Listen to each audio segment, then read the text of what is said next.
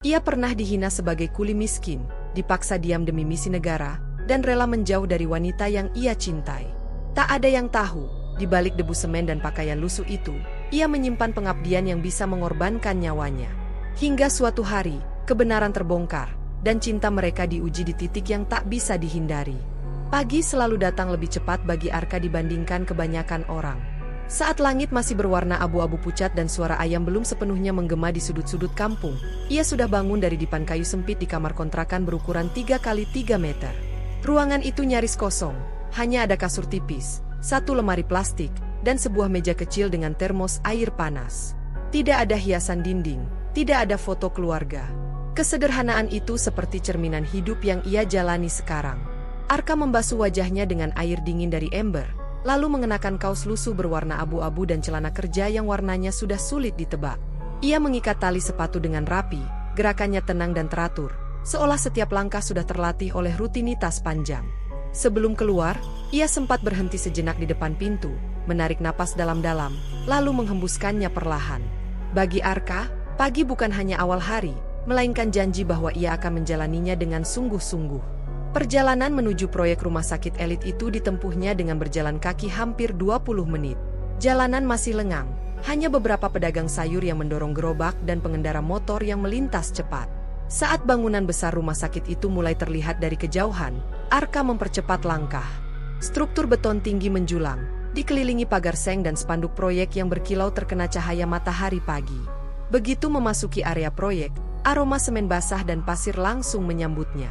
Suara mesin molen, palu yang menghantam besi, serta teriakan mandor bercampur menjadi satu simfoni khas dunia konstruksi. Arka mengambil helm proyeknya, mengenakannya dengan benar, lalu menuju area kerja tanpa banyak bicara. Ia selalu datang tepat waktu, bahkan sering lebih awal dari yang lain. Rekan-rekannya mengenalnya sebagai pria pendiam namun bisa diandalkan. Joko, kuli senior yang sudah puluhan tahun bekerja di berbagai proyek, sering menyapanya sambil bercanda. "Kamu ini, Ka, nggak capek apa sih? Dari pagi sampai sore nggak pernah ngeluh," katanya suatu kali. Arka hanya tersenyum kecil, mengangkat bahu, lalu kembali memanggul sak semen di pundaknya.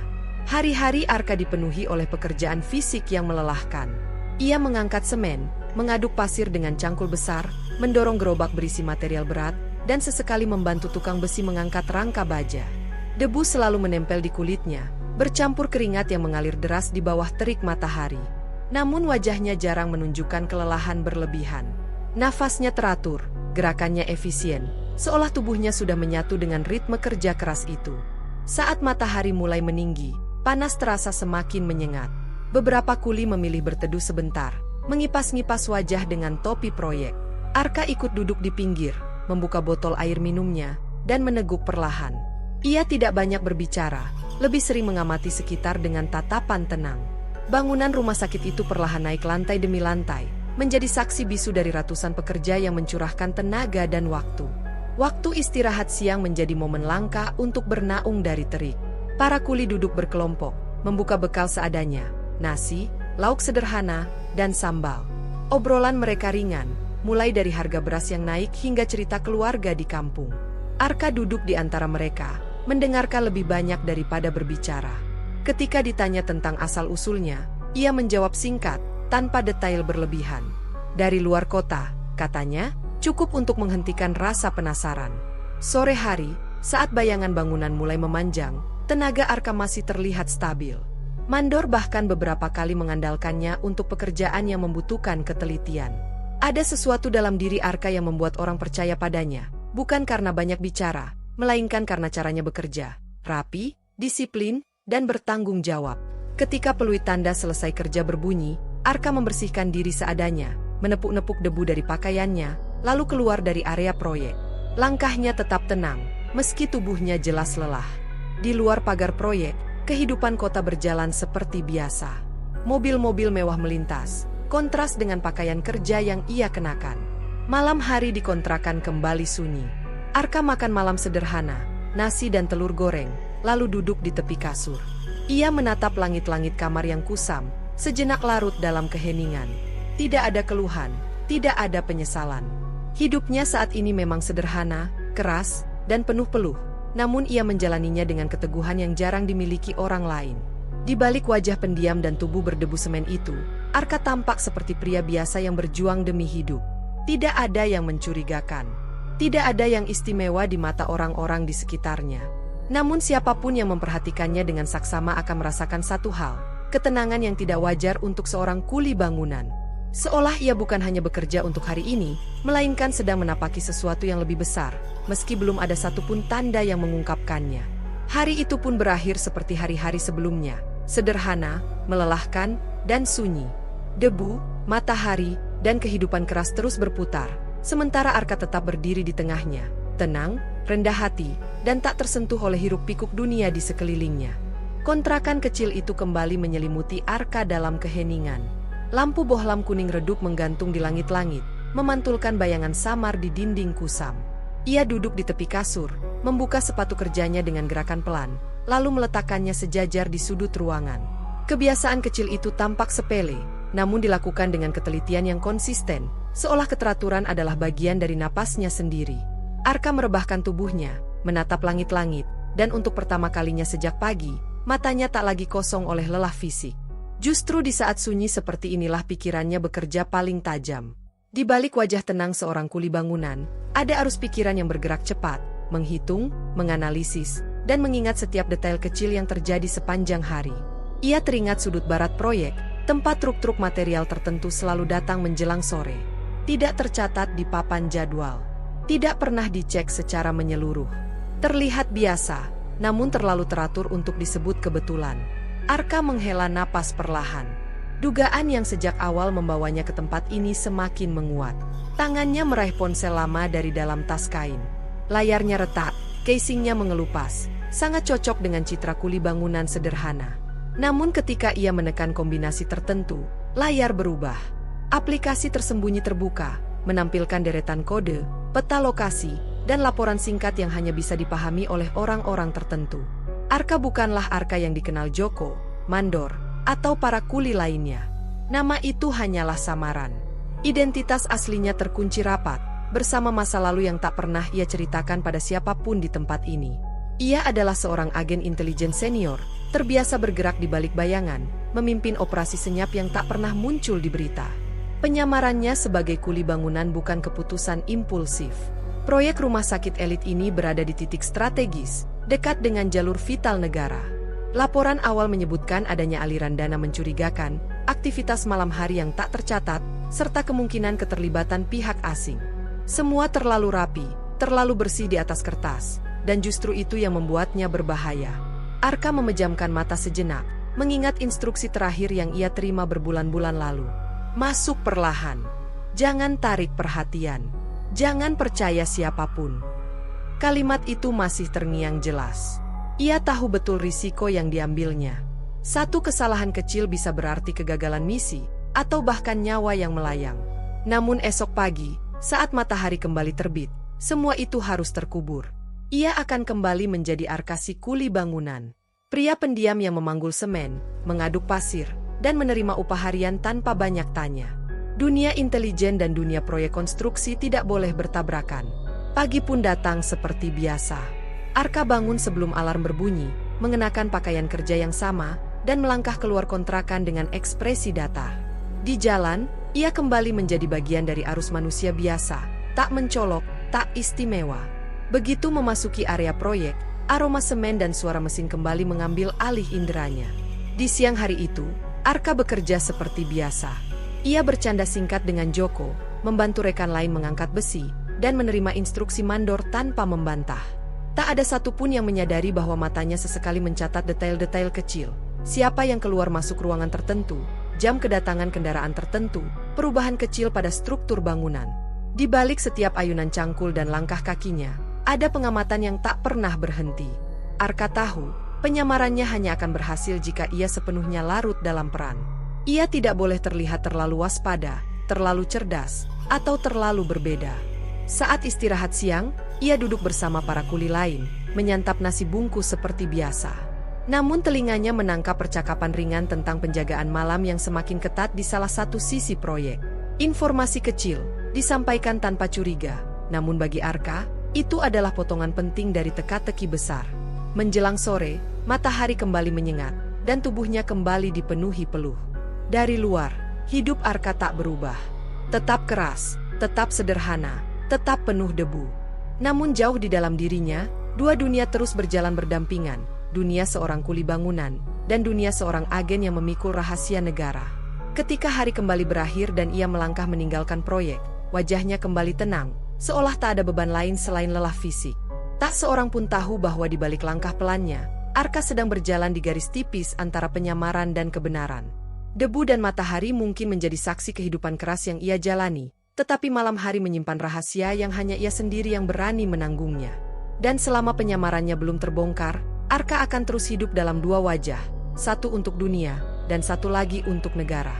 Hingga suatu pagi, di antara debu dan suara besi beradu, muncul sebuah senyum sederhana yang perlahan mengusik keseimbangan itu. Pagi itu proyek rumah sakit tampak lebih sibuk dari biasanya. Beberapa pekerja tambahan datang, alat berat bergerak sejak matahari baru naik, dan mandor berteriak lebih sering dari hari-hari sebelumnya. Arka berdiri di dekat tumpukan semen, menunggu giliran memanggul karung berikutnya, ketika pandangannya tanpa sengaja tertuju ke arah pintu samping bangunan utama rumah sakit yang sudah hampir selesai. Dari sana, seorang perempuan melangkah keluar dengan seragam putih bersih. Rambutnya diikat rapi ke belakang, wajahnya terlihat lelah namun tetap memancarkan ketenangan. Ia membawa map di tangan kiri dan botol minum di tangan kanan. Langkahnya cepat, seolah terbiasa berjalan di tengah ritme rumah sakit yang tak pernah benar-benar diam. Arka hanya melirik sekilas. Baginya, perawat hanyalah bagian dari lanskap tempat ini, sama seperti dokter, pasien, atau petugas kebersihan. Namun entah mengapa, saat perempuan itu melewati area proyek dan harus sedikit menghindari genangan air bekas adukan semen, ia hampir terpeleset. Tanpa berpikir panjang, Arka melangkah maju dan menahan lengannya. "Hati-hati," ucap Arka singkat. Perempuan itu terkejut, lalu tersenyum. Senyumnya tidak berlebihan, tidak dibuat-buat. Hanya senyum kecil yang tulus. "Terima kasih, Mas," katanya. Itulah pertama kalinya Arka mendengar suara Naya, meski saat itu ia belum tahu namanya. Suara itu lembut, namun tegas, seperti seseorang yang terbiasa menghadapi situasi sulit tanpa kehilangan empati. Setelah mengucapkan terima kasih, perempuan itu melanjutkan langkahnya, meninggalkan Arka dengan perasaan aneh yang sulit ia jelaskan. Hari itu berlalu seperti biasa. Arka kembali tenggelam dalam pekerjaannya, dan pertemuan singkat itu seharusnya selesai begitu saja. Namun keesalannya sendiri muncul ketika ia menyadari bahwa beberapa kali matanya refleks mencari sosok berseragam putih itu di sela-sela kesibukan. Beberapa hari kemudian, mereka kembali bertemu. Kali ini di jam istirahat siang. Arka duduk di bawah bayangan dinding beton, membuka bekal nasi bungkusnya, ketika sebuah botol air dingin diletakkan di sampingnya. "Ini sisa dari ruang perawat. Masih dingin," kata suara yang kini mulai terasa familiar. Arka menoleh. Perempuan itu berdiri di sana, seragam putihnya sedikit kusut, wajahnya berkeringat. "Terima kasih," jawab Arka, menerima botol itu tanpa banyak tanya. Sejak saat itu, pertemuan kecil mereka menjadi lebih sering. Tidak pernah direncanakan. Kadang hanya saling sapa saat berpapasan, kadang bertukar senyum singkat, kadang berbagi air minum atau sekadar menanyakan cuaca yang terlalu panas. Naya mulai mengenal Arka sebagai kuli bangunan yang pendiam namun sopan, selalu bekerja tanpa mengeluh, dan tak pernah ikut bercanda berlebihan seperti yang lain. "Mas nggak capek kerja seharian begini?" tanya Naya suatu sore, saat Arka sedang duduk mengusap keringat di dahinya. "Capek, tentu saja." Namun Arka hanya tersenyum kecil. "Sudah biasa." Jawaban sederhana itu justru membuat Naya tersenyum lebih lebar. Ia melihat sesuatu dalam diri Arka yang jarang ia temui, ketenangan yang tidak menuntut perhatian. Dalam dunia rumah sakit yang penuh tekanan, sikap itu terasa menenangkan. Hari-hari berlalu, dan tanpa disadari, Arka mulai menantikan momen-momen kecil itu. Ia tetap waspada, tetap menjaga jarak, tetapi kehadiran Naya menghadirkan nuansa berbeda dalam penyamarannya. Untuk pertama kalinya sejak ia memulai misi ini, ada seseorang yang melihatnya bukan sebagai agen, bukan sebagai alat negara, melainkan sebagai manusia biasa. Di malam hari, saat Arka kembali ke kontrakan, pikirannya sering melayang pada percakapan-percakapan singkat itu. Ia tahu ini berbahaya. Keterikatan adalah celah. Namun ia juga sadar, ia tidak bisa sepenuhnya mematikan sisi manusianya. Naya, di sisi lain, tak pernah bertanya terlalu jauh. Ia tidak ingin tahu masa lalu Arka, tidak menuntut cerita. Baginya, Arka adalah pria jujur yang bekerja keras, dan itu sudah cukup. Kenyamanan tumbuh perlahan, tanpa janji, tanpa harapan besar. Suatu sore, saat hujan turun mendadak dan para pekerja berlarian mencari tempat berteduh, Naya berdiri di bawah kanopi kecil bersama Arka. Hujan jatuh deras, memadamkan debu, menciptakan keheningan aneh di tengah proyek yang biasanya bising. "Kadang aku iri," kata Naya pelan. "Mas kelihatan sederhana, tapi tenang." Arka terdiam. Ia ingin tertawa, ingin menjelaskan betapa rumit hidupnya sebenarnya. Namun yang keluar hanyalah, "Mungkin kelihatannya saja." Naya tersenyum lagi, senyum yang kini terasa semakin akrab. Dalam diam, hujan menjadi saksi bahwa dua dunia yang berbeda sedang bersinggungan secara perlahan, tanpa ledakan, tanpa drama, hanya langkah-langkah kecil yang tak bisa ditarik kembali. Arka masih seorang kuli bangunan di mata dunia. Masih agen rahasia di balik bayangan malam. Namun sejak hadirnya senyum di balik seragam putih itu, ia mulai menyadari bahwa menjaga dua wajah sekaligus mungkin tidak akan selamanya mudah. Arka masih seorang kuli bangunan di mata dunia, masih agen rahasia di balik bayangan malam. Namun sejak hadirnya senyum di balik seragam putih itu, ia mulai menyadari bahwa menjaga dua wajah sekaligus mungkin tidak akan selamanya mudah, dan kesadaran itu tumbuh semakin kuat seiring hari-hari yang terus berjalan.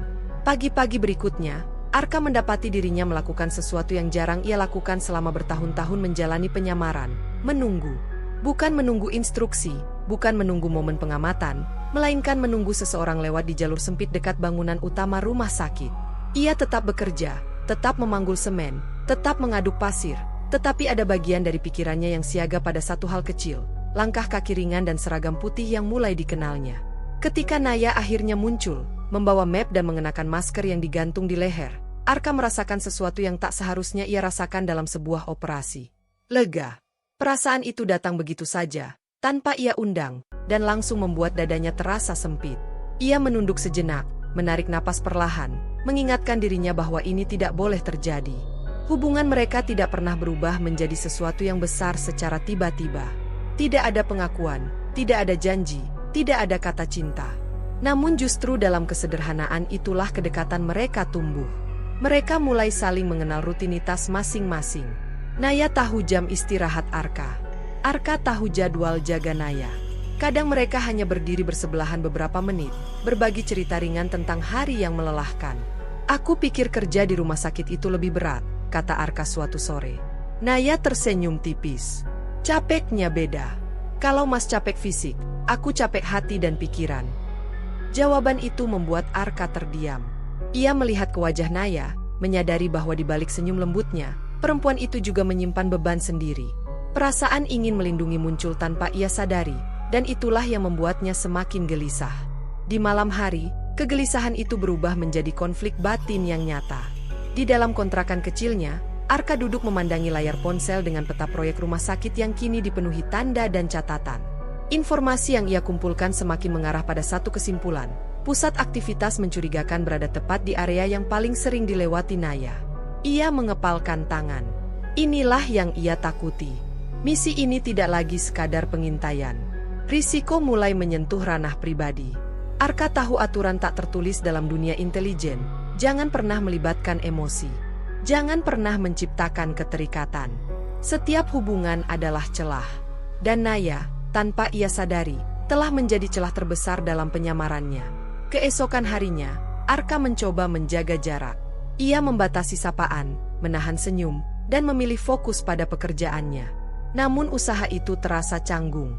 Naya merasakannya. Saat mereka berpapasan, senyum Naya sedikit tertahan. "Ada apa, Mas?" tanyanya pelan. "Tidak apa-apa," jawab Arka cepat. Kebohongan kecil itu terasa berat di lidahnya. Ia membenci dirinya sendiri karena harus bersikap demikian, namun ia lebih membenci kemungkinan bahwa kedekatan ini bisa membahayakan Naya. Di siang hari, saat matahari tepat di atas kepala dan proyek menjadi semakin bising, Arka menerima potongan informasi baru dari pengamatannya.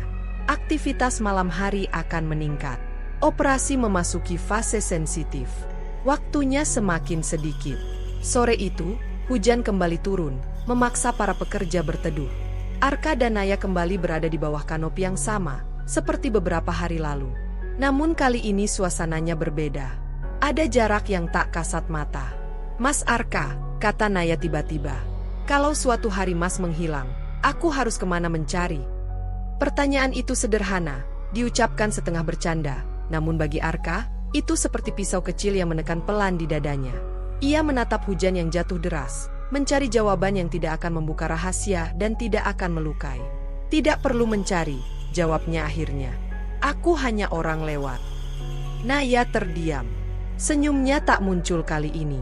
Hujan terus turun, dan Arka menyadari bahwa kalimat itu bukan hanya jarak, tetapi tembok yang ia bangun dengan sengaja. Malamnya, Arka kembali ke kontrakan dengan langkah lebih berat dari biasanya. Ia duduk di tepi kasur, menunduk, menyadari bahwa untuk pertama kalinya sejak menjalani dunia gelap ini, ia merasa takut, bukan pada kegagalan misi, bukan pada kematian, tetapi pada kehilangan seseorang yang seharusnya tidak pernah ia dekati. Dua dunia itu kini berdiri terlalu dekat. Dunia pengabdian dan dunia perasaan. Dan Arka tahu, cepat atau lambat, ia harus memilih cara agar keduanya tidak saling menghancurkan.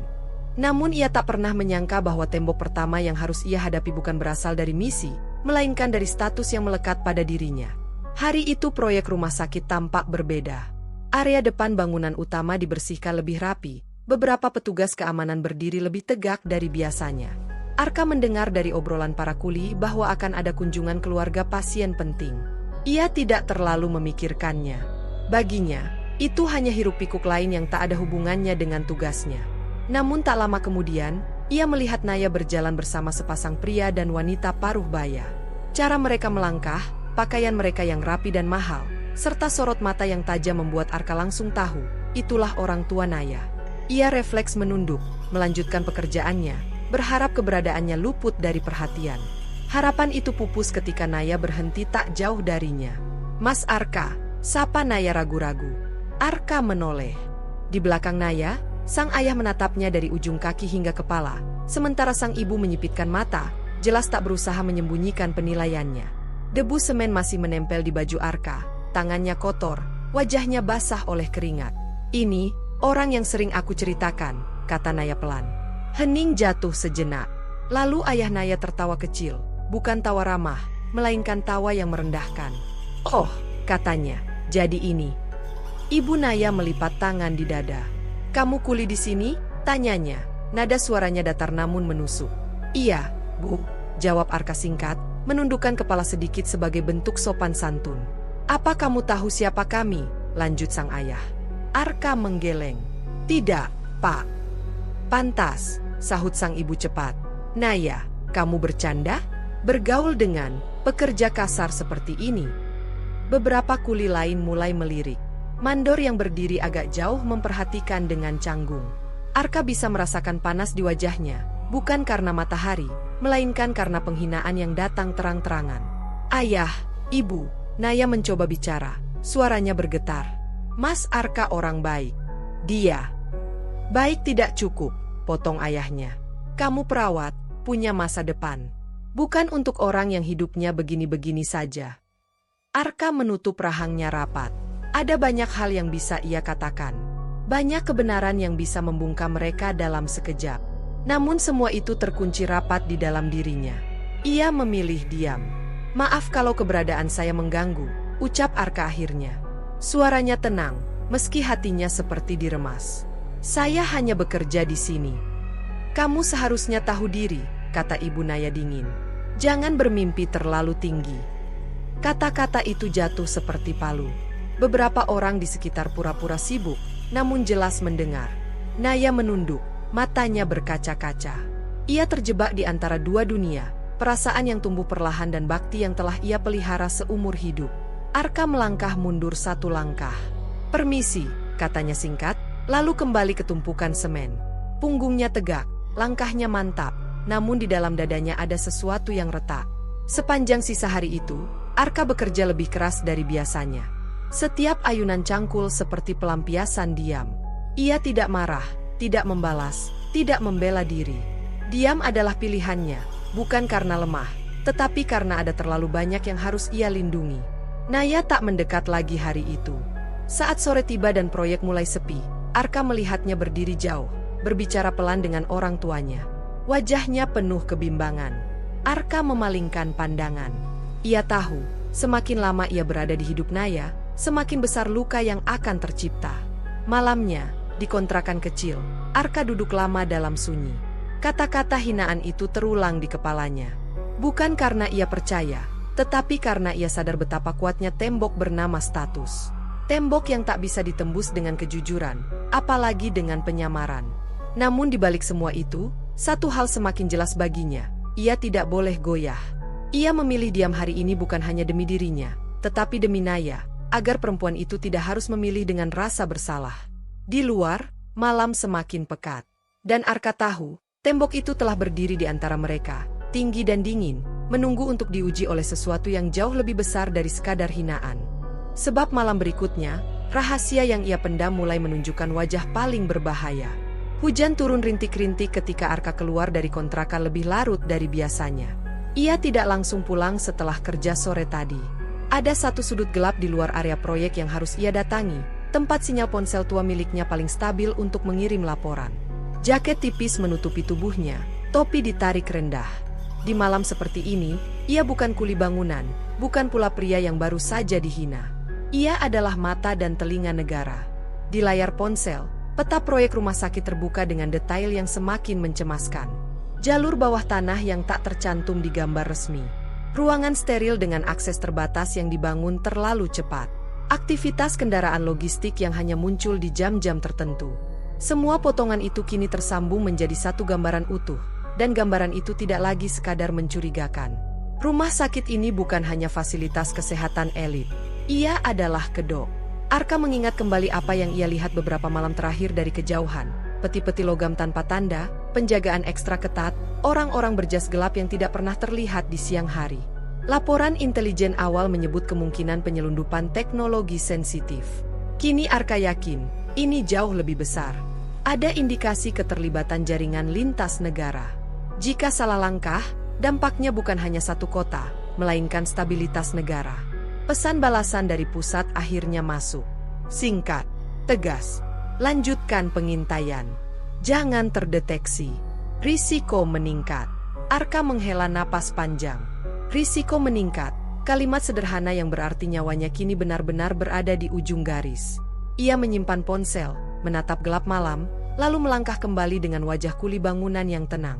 Keesokan harinya, matahari bersinar terang seolah tak peduli pada bahaya yang mengintai di balik dinding beton. Arka kembali bekerja seperti biasa. Namun kini setiap sudut proyek terasa berbeda. Setiap langkah keamanan, setiap tatapan asing, membuat sarafnya menegang. Ia sadar, ia sudah terlalu dekat dengan inti rahasia. Di tengah ketegangan itu, Naya semakin menjauh. Sejak kejadian dengan orang tuanya, senyum hangat itu tak lagi hadir. Mereka masih berpapasan, namun sapaan berubah menjadi anggukan singkat. Ada jarak yang tak terucap, namun terasa berat. Siang itu, Arka melihat Naya berdiri sendirian di lorong samping, wajahnya murung. Dorongan untuk menghampiri begitu kuat, namun naluri bertahan hidup menahannya. Ia tahu, semakin dekat ia dengan Naya, semakin besar bahaya yang mengintainya, dan yang lebih ia takuti, bahaya yang bisa menyeret Naya. Malam kembali datang, dan kali ini bahaya tak lagi bersembunyi. Saat Arka menyusuri sisi proyek yang sepi untuk mengamati area bawah tanah, langkah kakinya terhenti. Ada bayangan bergerak. Dua pria berbicara pelan dengan bahasa asing. Salah satunya menoleh cepat, mata mereka bertemu sepersekian detik. Arka menahan napas. Ia memutar badan, berjalan menjauh dengan santai, seolah hanya kuli yang salah jalan. Jantungnya berdegup keras. Untuk pertama kalinya sejak ia menyamar, ia merasa sedang diawasi. Hari-hari berikutnya menjadi lebih berbahaya. Penjagaan diperketat. Beberapa kuli mendadak dipindahkan. Mandor menjadi lebih galak. Arka sadar, lingkaran mulai mengerut. Ia harus mengirim laporan lengkap secepatnya. Namun di saat yang sama, hubungan dengan Naya berada di ujung tanduk. Suatu sore, Naya akhirnya menghentikannya. "Mas Arka," katanya pelan, menahan emosi. "Kalau memang aku membuat hidup Mas sulit, bilang saja." Kata-kata itu menusuk lebih tajam dari hinaan orang tuanya. Arka menatap wajah Naya, ingin mengatakan semuanya, ingin berteriak bahwa ia tidak pernah berniat menyakitinya. Namun rahasia di dadanya terlalu besar. "Bukan kamu yang salah," jawabnya lirih. "Aku yang tidak pantas berada di hidupmu." Naya menatapnya lama, lalu mengangguk pelan. "Kalau itu pilihan Mas," katanya, suaranya bergetar, Aku menghormatinya. Arka berdiri kaku saat Naya pergi. Dadanya sesak, tetapi pikirannya kembali dipaksa fokus. Misi ini harus selesai, apapun harganya. Malam itu, Arka duduk sendirian di kontrakan, menyiapkan kemungkinan terburuk. Ia tahu, langkah berikutnya akan menentukan segalanya. Proyek rumah sakit ini bukan lagi sekadar penyamaran. Ia adalah medan perang senyap. Dan di tengah rahasia yang semakin berbahaya itu, Arka sadar satu hal pahit.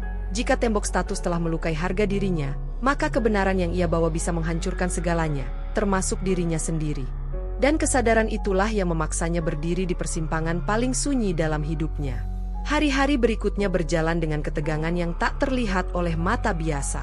Arka tetap datang pagi-pagi, tetap memanggul semen, tetap menunduk saat lewat di depan mandor. Namun di dalam dirinya, waktu seperti berlari terlalu cepat. Setiap detik terasa berharga, setiap keputusan terasa menentukan. Ia tahu, operasi ini memasuki fase terakhir. Satu langkah salah, dan bukan hanya dirinya yang terancam. Naya merasakan perubahan itu. Bukan hanya jarak yang semakin terasa, tetapi juga cara Arka menatapnya, seolah ingin mengatakan sesuatu namun memilih menahan. Suatu sore, ketika langit mendung dan proyek sedikit lengang, Naya menghentikannya di lorong sempit dekat ruang peralatan. "Mas Arka," katanya, suaranya bergetar namun tegas. "Aku capek ditebak-tebak. Kalau memang Mas ingin pergi dari hidupku, bilang jujur." Arka menatap dinding beton di belakang Naya, menghindari matanya. Di dadanya, dua dorongan saling bertabrakan, keinginan untuk jujur dan naluri untuk melindungi. Ia tahu, kebenaran yang ia simpan bukan sekadar rahasia pribadi. Itu adalah bom yang bisa meledak kapan saja. "Aku tidak bisa menjelaskan," ucapnya akhirnya. "Dan aku tidak boleh." Naya tertawa kecil, getir. "Jadi selama ini aku hanya orang yang kebetulan lewat." "Bukan itu," ingin Arka berteriak. "Kau adalah satu-satunya hal yang membuatku lupa betapa gelapnya dunia ini." Namun kata-kata itu mati sebelum mencapai bibirnya. "Kita sebaiknya jaga jarak," kata Arka pelan, memaksakan ketegasan. "Ini yang terbaik." Wajah Naya memucat. "Terbaik untuk siapa?" tanyanya lirih. Arka tak menjawab. Ia melangkah pergi, meninggalkan Naya berdiri dengan mata berkaca-kaca. Setiap langkah menjauh terasa seperti mencabik sebagian dirinya sendiri. Namun ia tahu, semakin dekat ia dengan Naya, semakin besar risiko yang mengintainya. Menjauh adalah satu-satunya cara untuk menjaga perempuan itu tetap aman. Malam itu, Arka tidak tidur. Ia menerima pesan terenkripsi terakhir dari pusat. Operasi akan dieksekusi dalam waktu 24 jam. Ia harus masuk lebih dalam ke area terlarang, mengonfirmasi bukti akhir, dan memberi sinyal penindakan. Ini bukan lagi sekadar pengintaian, ini adalah titik tanpa kembali. Sementara itu, Naya pulang dengan hati hancur. Di hadapan orang tuanya, ia diam. Di dalam kamarnya, ia menangis dalam sunyi. Baginya, Arka telah memilih pergi tanpa penjelasan. Ia merasa bodoh karena berharap pada seseorang yang tak pernah benar-benar membukakan pintu hidupnya. Keesokan harinya, Arka bekerja dengan fokus dingin. Ia mencatat setiap perubahan, setiap pergerakan asing. Saat malam tiba, ia menyelinap ke jalur bawah tanah yang selama ini ia curigai. Jantungnya berdetak keras, namun langkahnya mantap. Bahaya kini bukan lagi kemungkinan, ia nyata dan dekat. Di lorong sempit itu, Arka menemukan apa yang ia cari, bukti fisik yang tak terbantahkan. Peralatan canggih, dokumen berbahasa asing, dan pengamanan yang jelas bukan standar rumah sakit. Tangannya sedikit gemetar saat mengirimkan data. Ia tahu, setelah ini, semuanya akan berubah. Di atas tanah, Naya berdiri di jendela rumah sakit, memandang ke arah proyek yang gelap. Ia tidak tahu bahwa di balik dinding itu, Arka sedang mempertaruhkan nyawanya. Yang ia tahu hanyalah rasa ditinggalkan, rasa tidak dianggap cukup penting untuk diberi kejujuran. Ketika Arka akhirnya keluar dari area itu dengan napas tertahan dan tubuh penuh debu, sirene jauh terdengar samar. Ia tahu, penindakan akan segera dimulai. Ia juga tahu, setelah malam ini, ia mungkin tidak akan pernah bisa kembali menjadi Arka si kuli bangunan. Di antara misi paling berisiko dalam hidupnya dan cinta yang terpaksa ia lepaskan, Arka telah membuat pilihannya. Pilihan yang tak bisa dihindari.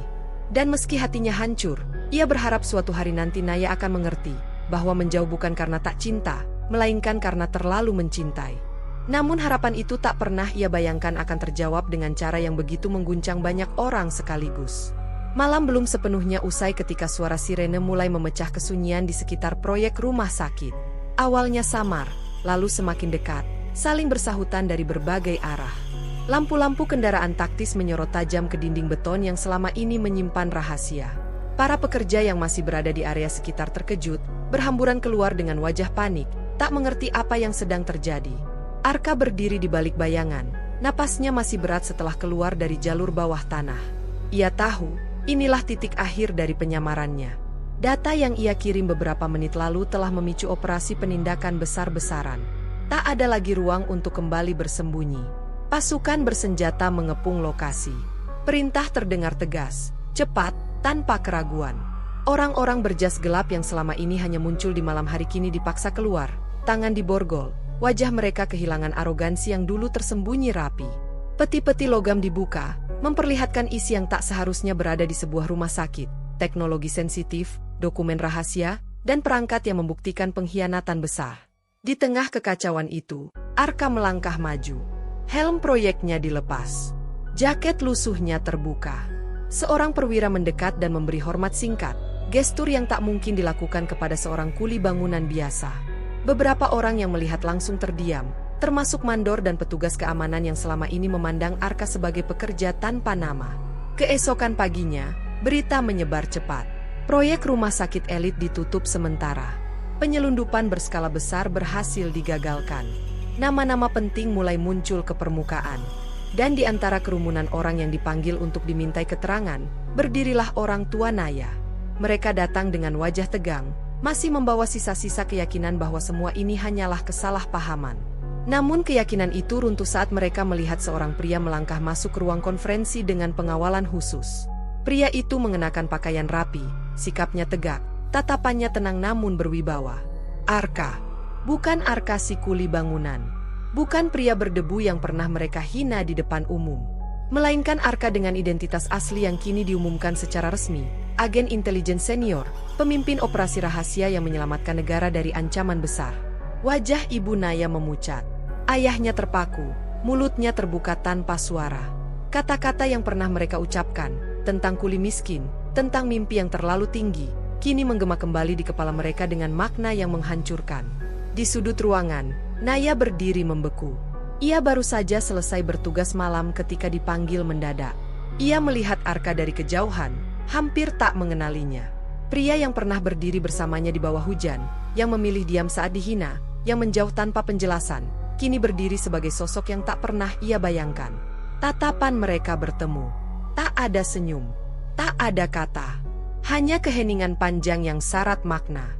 Di mata Naya, perlahan-lahan, keping-keping kesalahpahaman runtuh. Ia mengerti kini. Mengerti mengapa Arka tak bisa jujur. Mengerti mengapa ia memilih pergi. Namun pemahaman itu datang dengan rasa sesak. Kebenaran selalu ia minta, dan kini, saat kebenaran itu terbuka sepenuhnya, ia sadar betapa berat harga yang harus dibayar untuk mengetahuinya. Orang tua Naya tak mampu berkata apa-apa. Semua penghinaan yang pernah mereka lontarkan berubah menjadi beban yang tak bisa dihapus. Tak ada permintaan maaf yang cukup pantas. Tak ada kata yang bisa mengembalikan waktu. Arka menyelesaikan laporannya dengan tenang, profesional, tanpa menyebut luka pribadi yang ia simpan. Baginya, tugas telah selesai. Ancaman telah dipatahkan. Negara telah aman. Namun saat ia melangkah keluar ruangan, melewati Naya, langkahnya melambat. "Aku minta maaf," katanya pelan, bukan sebagai agen, bukan sebagai pahlawan, melainkan sebagai pria yang pernah memilih diam. Naya menahan napas. Matanya berkaca-kaca. "Sekarang aku mengerti," jawabnya lirih. "Tapi mengerti tidak selalu berarti tidak sakit." Arka mengangguk. Ia tak meminta dimengerti sepenuhnya. Ia hanya ingin Naya tahu bahwa setiap jarak yang ia ciptakan adalah bentuk perlindungan, bukan penolakan. Hari itu, kebenaran mengguncang semua orang. Menghancurkan kesombongan. Membungkam hinaan. Mengubah pandangan tentang siapa yang layak dihormati. Namun bagi Arka dan Naya, kebenaran itu datang terlambat, datang setelah luka terlanjur tertanam, dan setelah hidup mereka tak mungkin kembali seperti semula. Hingga waktu perlahan mengajarkan bahwa tidak semua luka ditakdirkan untuk memisahkan, sebagian justru menjadi jalan menuju pengertian yang lebih dalam. Hari-hari setelah pengungkapan besar itu berjalan dengan sunyi yang berbeda. Proyek rumah sakit dihentikan sementara, pagar seng yang dulu menjadi saksi penyamaran Arka kini dipenuhi segel dan garis pembatas. Debu semen telah mengendap, suara mesin menghilang, menyisakan ruang kosong yang terasa ganjil. Arka tak lagi datang dengan pakaian lusuh atau helm proyek. Ia kembali menjalani hidup dengan identitas aslinya, terang, jelas, dan diakui. Namun perubahan itu tak membuatnya menjadi orang lain. Arka tetap berjalan dengan langkah tenang, berbicara seperlunya, dan memilih diam ketika pujian datang berlebihan. Penghargaan resmi ia terima tanpa euforia. Bagi dirinya, keberhasilan misi bukan alasan untuk meninggikan diri, melainkan pengingat bahwa pengabdian selalu menuntut harga. Naya membutuhkan waktu. Ia menjauh sejenak, bukan karena marah, melainkan karena harus menata ulang perasaannya. Cinta yang ia bangun pada sosok sederhana harus berdamai dengan kenyataan bahwa pria itu menyimpan dunia yang tak pernah ia kenal. Namun di tengah kebingungan itu, satu hal tetap utuh, ketulusan Arka yang tak pernah berubah, baik saat ia berdebu semen maupun saat namanya disebut dalam rapat penting. Pertemuan mereka kembali terjadi tanpa kebetulan. Di taman kecil dekat rumah sakit, tempat Naya biasa duduk melepas lelah. Arka datang tanpa pengawalan, tanpa atribut. Ia duduk di bangku yang sama, menjaga jarak yang sopan. "Aku tidak ingin kau memaafkanku," kata Arka pelan. "Aku hanya ingin kau tahu, aku akan memilih kejujuran, selama itu tidak membahayakanmu." Naya menatapnya lama. Di matanya ada sisa air mata, ada kelelahan, namun juga ada ketenangan yang baru. "Aku jatuh cinta pada caramu memilih diam," jawabnya. "Sekarang aku belajar mencintai keberanianmu berkata jujur." Waktu berjalan, perlahan tapi pasti. Orang tua Naya datang dengan wajah yang tak lagi angkuh. Permintaan maaf mereka sederhana, tanpa pembelaan. Arka menerimanya dengan kepala tertunduk, bukan sebagai kemenangan, melainkan sebagai penutup dari satu bab pahit yang telah menguji banyak hati. Pernikahan itu digelar sederhana. Tidak di gedung megah, tidak pula dalam kemewahan berlebihan. Hanya halaman rumah dengan kursi putih, bunga segar, dan langit yang cerah. Rekan-rekan lama Arka hadir. Beberapa kuli bangunan yang dulu bekerja bersamanya berdiri sejajar dengan para pejabat yang kini mengenalnya. Tidak ada perbedaan tempat duduk. Tidak ada jarak status. Saat Naya melangkah menuju pelaminan, Arka berdiri tegak, matanya berkaca-kaca. Ia teringat hari-hari di bawah terik matahari, senyum di balik seragam putih, dan pilihan-pilihan sunyi yang pernah ia ambil. Semua itu bermuara di satu janji. "Aku tidak berjanji hidup tanpa bahaya," ucap Arka saat akad. "Tapi aku berjanji tak akan lagi bersembunyi darimu." Naya menggenggam tangannya erat. "Aku berjanji berjalan bersamamu," katanya, bahkan ketika jalan itu tak selalu terang. Tepuk tangan mengalun pelan, hangat, dan tulus. Tidak ada sorak berlebihan. Hanya senyum-senyum yang mengerti bahwa cinta ini telah ditempa oleh pengorbanan. Malam datang membawa ketenangan. Arka dan Naya berdiri berdua, menatap bintang. Debu semen telah hilang dari pakaian Arka, namun jejaknya tetap tinggal, bukan di kulit, melainkan di ingatan dan karakter. Ia telah berhenti bersembunyi, namun tak pernah berhenti merendah. Di atas luka yang pernah ada, mereka menanam janji. Di atas pengabdian yang tak selalu terlihat, mereka membangun rumah. Dan di sanalah cerita ini berakhir, bukan dengan kemenangan yang riuh, melainkan dengan ketulusan yang memilih bertahan.